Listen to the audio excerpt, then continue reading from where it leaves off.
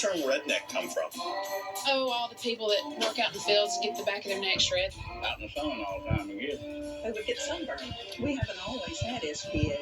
Today's term redneck would be someone that would be like in a honky tonk, drinking a lot, that type of thing. You call me a redneck? No, I'm not calling you redneck.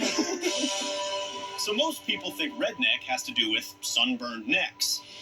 But in fact, it actually starts in the 1600s during a religious war in Scotland.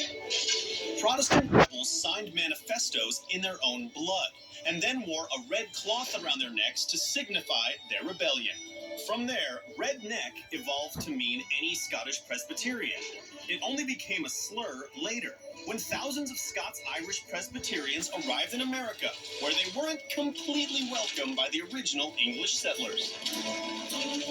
And that's just one example of a good old country expression that's popularly misunderstood. Now play. English is... Have you ever flown off the handle?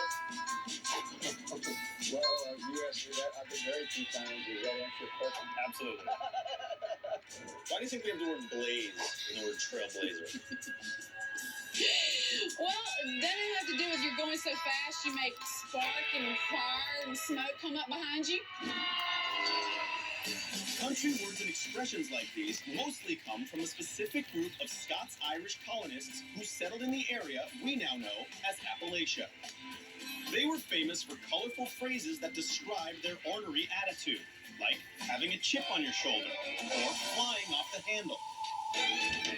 Chip on your shoulder comes from a way that people used to start fights. I dare you to put a chip on your shoulder. One guy would put a chip of wood on his shoulder and dare his opponent to knock it off. If the opponent did, the fight was on. But why fly off the handle? Fly off the handle means to get ticked off. Badly. Are you about to fly off the handle? I usually don't get upset. Now, my husband, that's a whole different ball game. But we won't go there. Fly off the handle. A rock star maybe got crazy one time and he took the guitar and just smashed it. And you only end up with the handle. Actually, flying off the handle has nothing to do with guitars. But it does have to do with how Scots-Irish Southerners made their living in the wilderness. So here's the phrase, fly off the handle. Let's dig into it and see if we can find out what it originally meant.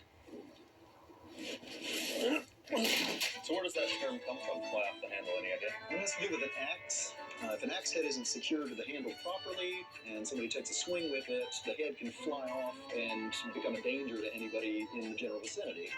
Flying off the handle derives from that term. So tell me, who exactly were the Scots-Irish and where did they come from? The Scots-Irish were originally Scottish settlers, Protestants that were brought into Northern Ireland to settle it and take over the Catholic lands. But when these Scottish Protestants got to Ireland, they were not exactly welcomed by the native Irish Catholics. So in the early 1700s, many of them decided to hightail it to America. The problem was, they weren't exactly welcomed by America's English colonists either. So the Scots-Irish headed away from the Atlantic coast and poured down into the Appalachian wilderness, where they gave a whole new definition to an Old English word for border: frontier. In England, the word frontier simply meant a border dividing two countries.